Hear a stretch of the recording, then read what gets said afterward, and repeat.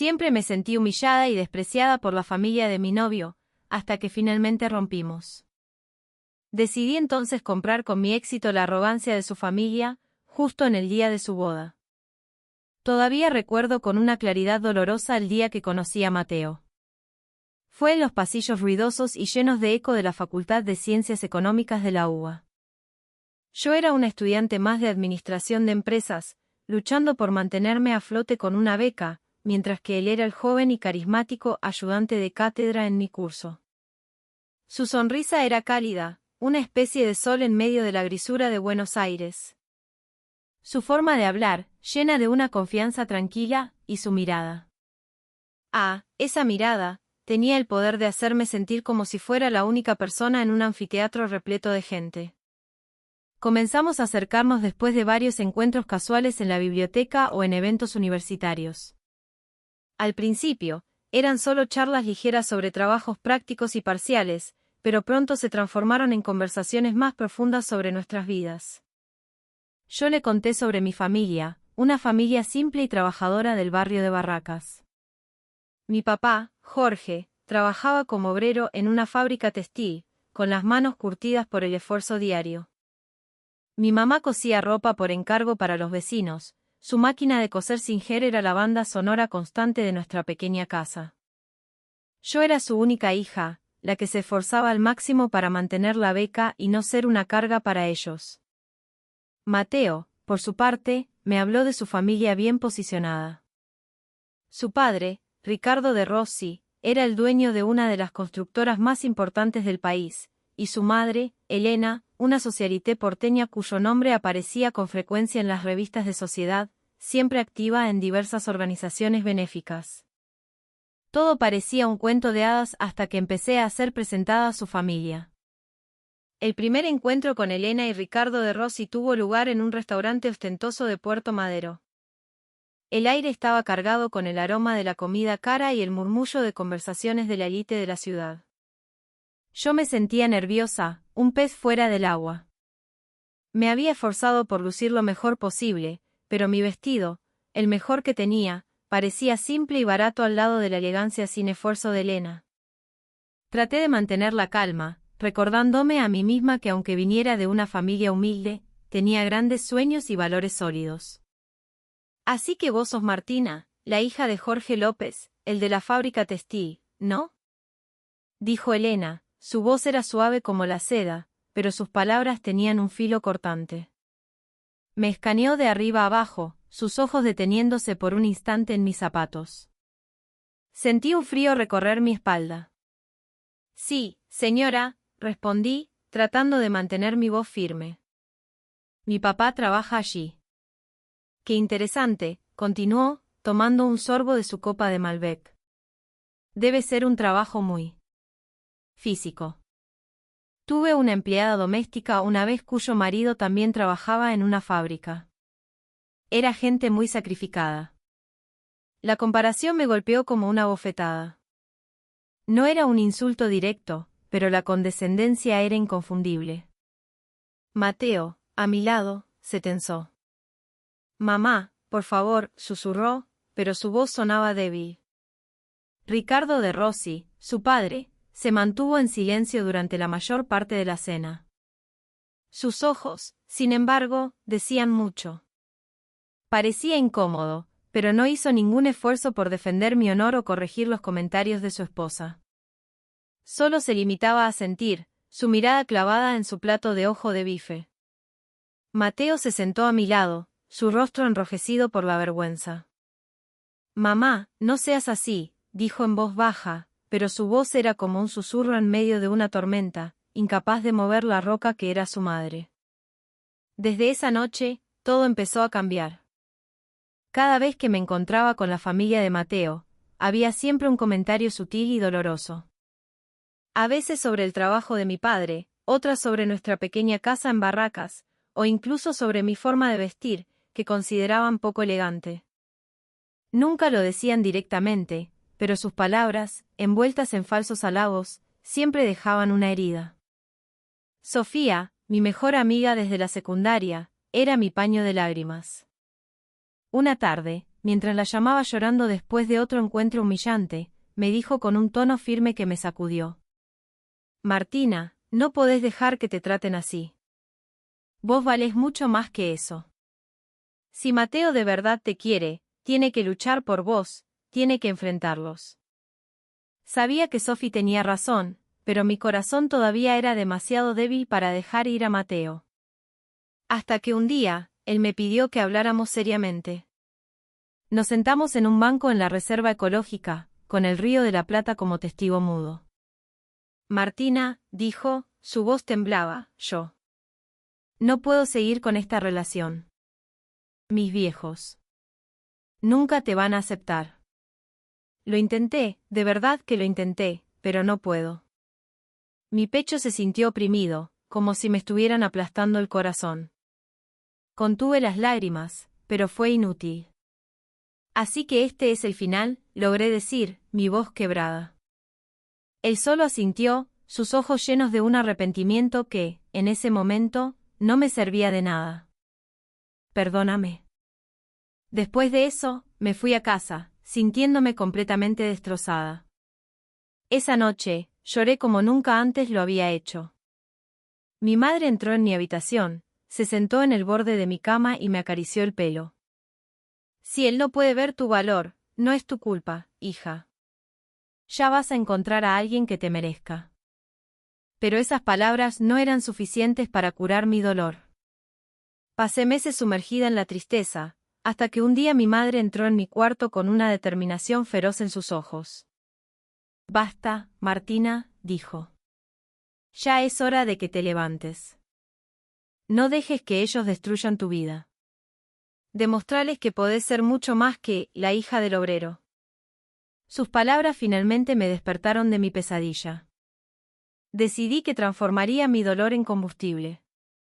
Le demostraría a Mateo y a su arrogante familia que el éxito no se mide por el apellido o el estatus social, sino por el trabajo duro y la determinación. Iba a construir mi propio imperio, ladrillo por ladrillo, y un día, ellos verían de lo que era capaz. Mi venganza no sería amarga, sería el dulce sabor del éxito, y se la serviría en bandeja de plata. Ese fue el punto de inflexión. El dolor de la ruptura se transformó en una determinación de acero. Iba a demostrar que mi valor no dependía de mi origen, sino de mi capacidad y mi esfuerzo. El primer paso fue buscar un trabajo adicional. En ese momento, todavía trabajaba a tiempo parcial como administradora en la tienda online de una compañera de la facultad, Camila.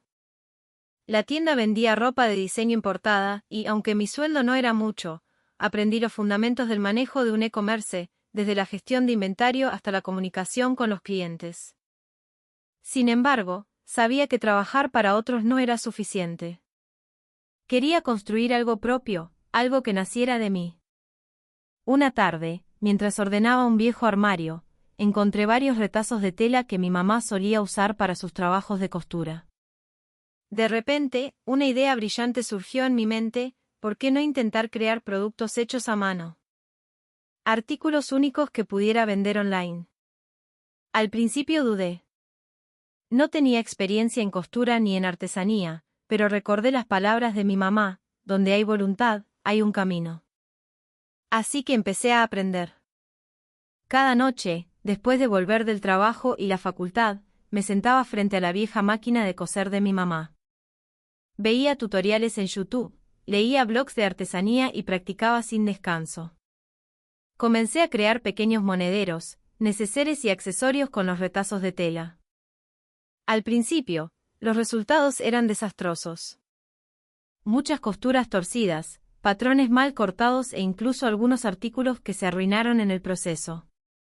Pero no me rendí. Después de lograr hacer algunos productos medianamente prolijos, empecé a sacarle fotos y a subirlas a mis redes sociales. Al principio, la respuesta fue casi nula. Solo algunos amigos cercanos, como Sofía, me daban me gusta o dejaban comentarios de aliento. Pero no perdí la esperanza. Seguí mejorando la calidad de mis productos, aprendí técnicas de fotografía para que mis artículos se vieran más atractivos y probé estrategias de marketing sencillas, como pequeños sorteos. Unas semanas después, ocurrió el primer milagro. Una clienta me encargó un monedero hecho a mano. Dijo que le encantaba el diseño único y que quería pedir más para regalar en el cumpleaños de sus amigas. Mi corazón dio un vuelco de alegría. Fue el primer momento en que sentí que mi esfuerzo estaba empezando a dar sus frutos. Pero el camino no fue tan fácil como parecía. Tuve que enfrentar muchos desafíos. Por ejemplo, cuando la demanda empezó a aumentar, me costaba mucho cumplir con todos los pedidos, ya que hacía todo sola. Hubo una vez que compré por error una tanda de tela de baja calidad, lo que resultó en clientes decepcionados y devoluciones. Me sentí frustrada y a punto de tirar la toalla. Pero Sofía siempre estaba ahí para apoyarme. A menudo venía a mi casa con facturas y mate, y se sentaba a escuchar mis quejas. Llegaste muy lejos, Marty. No te rindas ahora. El éxito requiere tiempo y paciencia, me decía, abrazándome. Con su aliento, convertí una de las habitaciones de mi casa en un pequeño taller. También empecé a estudiar más seriamente sobre negocios online. Leía libros, participaba en webinars e incluso me uní a una comunidad de jóvenes emprendedores en Buenos Aires. Poco a poco, mi negocio comenzó a crecer. Mis productos hechos a mano se hicieron cada vez más conocidos y empecé a tener clientes habituales. Algunas influencers locales incluso comenzaron a promocionar mis productos en sus redes sociales. Al sexto mes, logré generar ingresos suficientes para alquilar un taller más grande y comprar nuevas herramientas de producción. Pero hubo un momento que realmente lo cambió todo. Un día, una clienta dejó una reseña muy larga en Instagram sobre mi producto. Escribió: "Los productos de Martina López Creaciones no son solo objetos. Hay una historia detrás de cada costura, el espíritu de una mujer fuerte que quiere demostrar su valía. Gracias por inspirarme". Esa reseña me hizo llorar, no de tristeza, sino de orgullo. Por primera vez, sentí que mi trabajo no se trataba solo de dinero, sino también de tener un impacto positivo en los demás. Mis padres también estaban muy orgullosos de mis logros. Mi papá a menudo venía al taller para ayudarme con la logística, mientras que mi mamá me ayudaba a coser algunos productos especiales. Ellos, que una vez fueron menospreciados por la familia de Mateo, ahora podían sonreír con orgullo al ver mi éxito. Sin embargo, en medio de toda esta felicidad, había algo que todavía me inquietaba: Mateo. A veces, todavía pensaba en él. ¿Estaría bien? ¿Sería feliz con su vida sin mí? Pero siempre me recordaba a mí misma que no debía volver al pasado. Tenía que seguir adelante. Finalmente, justo un año después de haber comenzado mi negocio, recibí la invitación a la boda de Mateo. Al principio, dudé en ir. ¿Qué sentido tenía? No había elegido ya su camino. Pero Sofía, siempre sabia, me dijo: a veces, la mejor manera de cerrar un capítulo no es olvidarlo, sino enfrentarlo. Anda y mostrales la mujer en la que te convertiste. Y eso fue lo que decidí hacer. Había pasado un año desde que fundé mi pequeño emprendimiento y se sentía como un sueño. De un pequeño taller en el fondo de mi casa, ahora tenía un equipo de 5 personas, todas amigas cercanas que creían en mi visión.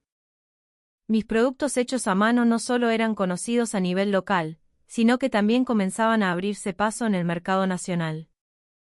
Varias tiendas online importantes incluso me contactaron para establecer alianzas comerciales. Sin embargo, este éxito no estuvo exento de obstáculos. Hubo momentos en los que sentí que caminaba sobre una cuerda floja, con el riesgo de caer a cada paso. Uno de los mayores desafíos provino de la competencia. Varias marcas similares comenzaron a surgir, intentando imitar mis diseños y venderlos a un precio más bajo. Incluso hubo quienes difundieron el rumor de que mis productos utilizaban materiales de baja calidad, aunque eso era completamente falso. Entré en pánico por un momento. ¿Y si los clientes comenzaban a dudar? ¿Y si todo este trabajo duro se iba por la borda? Pero entonces recordé las palabras de mi madre: cuando alguien intente derribarte, no bajes a su nivel. Demuestra la verdad con tus acciones. Así que decidí ser transparente. Creé un breve vídeo documental sobre el proceso de fabricación de mis productos, desde la selección de los materiales y el proceso de producción hasta el control de calidad. Subí el vídeo a las redes sociales y el resultado fue increíble. Muchos clientes me brindaron su apoyo, e incluso algunos comentaron: "Gracias por abrirnos los ojos. Seguiremos siendo fieles a tus productos". No solo eso, sino que también comencé a participar activamente como oradora en eventos de emprendimiento locales. Compartía mi experiencia sobre cómo construí mi negocio desde cero, cómo enfrenté los desafíos y cómo seguí innovando. En uno de esos eventos, conocí a un joven inversor que se interesó en apoyar mi emprendimiento. Me ofreció capital adicional para que pudiera expandir mi negocio a una escala mayor. Al principio dudé. Tenía miedo de perder el control de mi propia empresa. Pero después de muchas discusiones con Sofía y mi equipo, finalmente acepté la oferta. Con el nuevo capital, pude comprar equipos de producción más modernos, alquilar un espacio de taller más grande y contratar a más personal. También comencé a explorar oportunidades de exportación a países vecinos. En el 12º mes, mi emprendimiento se convirtió oficialmente en una startup llamada MLC Uncrafted. Elegí ese nombre porque quería recordar siempre quién era, una chica común y corriente que una vez fue menospreciada pero que logró salir adelante a través del trabajo duro. El logo de mi empresa era la imagen de una mariposa saliendo de su capullo, un símbolo de la metamorfosis que había experimentado. Este éxito no solo me trajo felicidad a mí, sino también a mi familia. Papá y mamá ya no trabajaban en la fábrica ni aceptaban pequeños encargos de costura. Ahora trabajaban en mi empresa, ayudando con la logística y la gestión de inventario. Cada vez que veía la sonrisa de orgullo en sus rostros, sentía que todo el sacrificio había valido la pena. Y entonces llegó la invitación de boda de Mateo y su prometida, Isabella, impresa en un papel grueso y elegante con flores en relieve. La sostuve en mis manos, el corazón latiéndome con fuerza. Sofía estaba conmigo. ¿Y qué vas a hacer?, me preguntó. Voy a ir, respondí sin dudar. Pero no para buscar revancha. Voy para demostrar que ya superé los límites que ellos una vez me impusieron. Dejemos que vean por sí mismos en quién me he convertido. Asentí lentamente. Ella tenía razón. No se trataba de venganza, se trataba de demostrar que merecía un lugar en el mundo, no por mi estatus social, sino por mi esfuerzo y dedicación. Las semanas previas a la boda, comencé a preparar todo. Encargué un vestido elegante de un diseñador local en ascenso. El vestido era de color dorado, con detalles de bordado exquisitos, un símbolo del éxito que había alcanzado. También compré accesorios caros que combinaban con mi apariencia. Quería lucir segura, elegante y profesional. Cuando llegó el día, me sentí tensa. Dentro del auto, miré la invitación de boda una vez más. Los nombres de Mateo e Isabella se veían hermosos. Respiré hondo, tratando de calmarme. ¿Está lista, señorita?, me preguntó el chofer. Sonreí levemente. Sí, estoy lista. Llegué al salón de bodas con el corazón desbocado. El lugar era un hotel de lujo en el corazón de Recoleta, un sitio frecuentemente utilizado para las bodas de la élite porteña. Salí del auto con mi vestido dorado y elegante. Mi cabello estaba recogido en un moño prolijo y los accesorios caros añadían un toque de sofisticación. Elegí deliberadamente esta apariencia, no para presumir, sino para demostrar que había cambiado. Ya no era la chica sencilla que ellos habían menospreciado. Al entrar al salón, inmediatamente sentí la atmósfera de lujo que lo caracterizaba. La decoración estaba llena de flores frescas, lámparas de cristal que brillaban y mesas de buffet repletas de manjares. Todos los invitados vestían sus mejores galas. Mi mirada recorrió el lugar hasta que los encontré, Elena y Ricardo de Rossi, recibiendo a los invitados en la entrada. Elena llevaba un vestido de diseñador que probablemente costaba más de lo que yo ganaba en mis primeros meses de trabajo. caminé hacia ellos con paso firme. A medida que me acercaba, sus sonrisas se congelaron. Los ojos de Elena se abrieron de par en par por un segundo, luego intentó esbozar una sonrisa forzada. Ricardo se quedó en silencio, pero su mirada estaba llena de una sorpresa que no podía ocultar. Señora Elena, señor Ricardo, lo saludé, mi voz tranquila pero firme. Felicitaciones por la boda de Mateo. Elena pareció quedarse sin palabras. Respondió a mi saludo con un tono algo tembloroso. Oh, Martina. Viniste. No te esperábamos. Sonreí levemente. Por supuesto que vine. Es el día feliz de Mateo, ¿no? No supieron qué decir. Se quedaron allí, mirándome como si vieran a un fantasma. Pero yo no era un fantasma de mi pasado. Estaba allí como una empresaria exitosa. Unos momentos después, Mateo se acercó. Su rostro era una mezcla de alegría y ansiedad. Llevaba un traje negro impecable con una corbata azul oscuro. Sus ojos me miraron con un respeto que nunca antes había visto. Martina, dijo en voz baja. No esperaba que vinieras. Yo tampoco estaba segura al principio, respondí con sinceridad. Pero pensé que era una buena oportunidad para verte de nuevo. Él sonrió levemente, pero había duda en sus ojos. ¿Cambiaste mucho, Escuché que tu negocio está creciendo a pasos agigantados. Asentí. Sí, trabajé duro para llegar hasta aquí. Mateo se quedó en silencio por un momento, luego dijo, me arrepiento de mi decisión de aquel entonces. ¿Vos sabés, no? Lo miré directamente a los ojos. Quizás fue lo mejor que pudo pasarnos, Mateo. Tu decisión me dio la fuerza para convertirme en quien soy hoy. No supo qué responder. Su nueva esposa, Isabella, se acercó y lo tomó del brazo.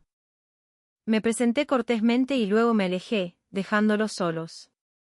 Me senté en una mesa y observé la hermosa ceremonia de la boda. Mateo e Isabella se veían bien juntos, no podía negarlo. Pero mientras los veía intercambiar votos, ya no sentía envidia ni tristeza. Lo único que sentía era orgullo, porque había logrado superar todo esto y seguir adelante con mi vida. Después de la ceremonia, durante la recepción, de repente el maestro de ceremonias me llamó para dar unas palabras como una de las invitadas de honor. Me sorprendió, pero me levanté y caminé hacia el podio con confianza. Cuando tuve el micrófono en mis manos, vi que todos los ojos estaban puestos en mí, incluidos los de Elena y Ricardo, que parecían cada vez más tensos. Respiré hondo y comencé a hablar. Buenas noches a todos, dije, con voz firme. Gracias por la oportunidad de hablar aquí. Esta noche, quiero felicitar a Mateo e Isabella por su hermosa boda. Hice una pausa, mirando a la pareja con una sonrisa sincera. También quiero compartir una pequeña historia de mi vida. Hace un año, estaba en una posición muy baja. Muchas personas me hicieron pensar que no merecía un lugar en este mundo.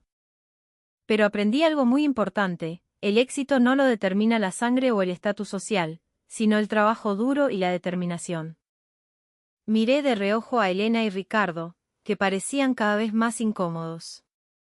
Nunca odié a nadie por lo que me pasó. Al contrario, usé todo eso como motivación para convertirme en una mejor versión de mí misma.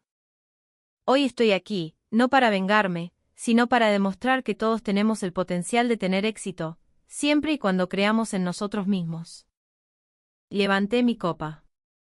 Por Mateo e Isabella, y por todos nosotros, que seguimos luchando por nuestros sueños. Salud. El salón estalló en aplausos. Vi a Sofía sonriéndome desde su mesa, con los ojos llenos de orgullo. Elena y Ricardo estaban sentados con rostros que reflejaban una vergüenza inmensa. No esperaban que hablara así frente a todos. Después de la fiesta, dejé el lugar con una sensación de liberación. No había ido allí para humillar a nadie, sino para demostrar que merecía mi lugar en el mundo. Y lo había logrado. Esa noche, después de abandonar la boda de Mateo, me senté en el asiento trasero de un taxi con una sensación difícil de explicar. Había orgullo, liberación y también un poco de nostalgia. Pensé en todo lo que había pasado, desde ser la chica insegura de Barracas hasta convertirme en la mujer que dio ese discurso frente a la élite de Buenos Aires. Sabía que Mateo lamentaba su decisión, pero también sabía que él tenía que vivir con sus elecciones, la elección de dejarme por la presión de sus padres y la elección de vivir una vida que quizás no era la que realmente deseaba. Cuando el taxi se detuvo frente a mi casa, entré con pasos ligeros. Papá y mamá me estaban esperando en la sala de estar. Me recibieron con un abrazo que me llenó el alma. ¿Cómo te fue, hija?, preguntó mi mamá, ofreciéndome una taza de té caliente. Sonreí suavemente. Bien, mamá. Todo salió bien. Mi papá asintió lentamente.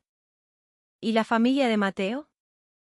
Suspiré y me senté en el sofá entre ellos. Parecían avergonzados cuando llegué. Pero ya no me importa lo que piensen. Lo importante es que demostré que puedo tener éxito sin depender del estatus social de nadie. Mi mamá me tomó la mano con fuerza. Estamos orgullosos de vos, mi amor. Enfrentaste todo esto con la cabeza en alto. Sonreí, sintiendo el calor de su apoyo. Ellos eran mi verdadera riqueza, el amor incondicional y el respaldo que ni todo el dinero del mundo podría comprar.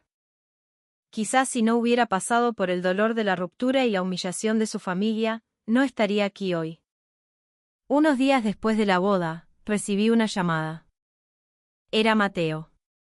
Dudé un momento antes de atender. Martina, dijo con voz seria. Quiero pedirte perdón. Perdón por todo lo que pasó. Sé que estuve mal. Debería haber sido más valiente y haber enfrentado a mis padres. Me quedé en silencio por un momento, procesando sus palabras. Gracias por decirlo, Mateo. Aprecio tus disculpas. Pero ya estamos en caminos diferentes. Lo sé, respondió. Solo quería que supieras que me arrepiento de todo. Vos te merecías lo mejor, Martina, y yo no fui capaz de dártelo. La llamada terminó poco después. Colgué el teléfono, sintiendo que un último peso se levantaba de mis hombros. Su disculpa cerró el círculo. Ya no sentía ninguna carga emocional hacia él o su familia. Todo había quedado en el pasado, y estaba lista para continuar mi vida sin mirar atrás. Unos meses después, fui invitada a una prestigiosa feria de diseño en Milán. Mi marca comenzó a hacerse un nombre en el mercado internacional. En medio de esta vorágine, a menudo me encontraba dando charlas motivacionales en eventos de emprendimiento. No hablaba del éxito como un destino final, sino como un viaje. Hablaba de cómo podemos levantarnos del fracaso, enfrentar los desafíos y mantenernos firmes en nuestros principios. Nunca olvidaría a las personas que me menospreciaron, porque fueron la razón por la que trabajé tan duro para demostrar mi valía. Pero tampoco permitiría que el rencor o el odio se apoderaran de mi corazón. Elegí centrarme en lo positivo y seguir adelante. También comencé a involucrarme activamente en causas sociales. Cada mes, donaba una parte de las ganancias de mi empresa para apoyar programas educativos para niños de familias de bajos recursos en barrios como el mío. Quería darles la oportunidad que yo tuve que crear a la fuerza. Quería que supieran que su origen no definía su futuro. Mi vida ya no giraba en torno a Mateo ni a mi oscuro pasado. Me centré en el futuro, en construir mi empresa, ayudar a otros y vivir mi vida con integridad. Sabía que este viaje aún no había terminado, pero estaba preparada para lo que viniera. El éxito que alcancé no era solo mío. Era la victoria de mis padres, de mi amiga Sofía y de todas las personas que creyeron en mí cuando yo misma dudaba. Era la prueba de que el trabajo duro y la fe en uno mismo pueden superar cualquier obstáculo. Y este es el final de mi historia, un relato de cómo compré la arrogancia de la familia de mi exnovio, justo el día de su boda. No con dinero, sino con la moneda más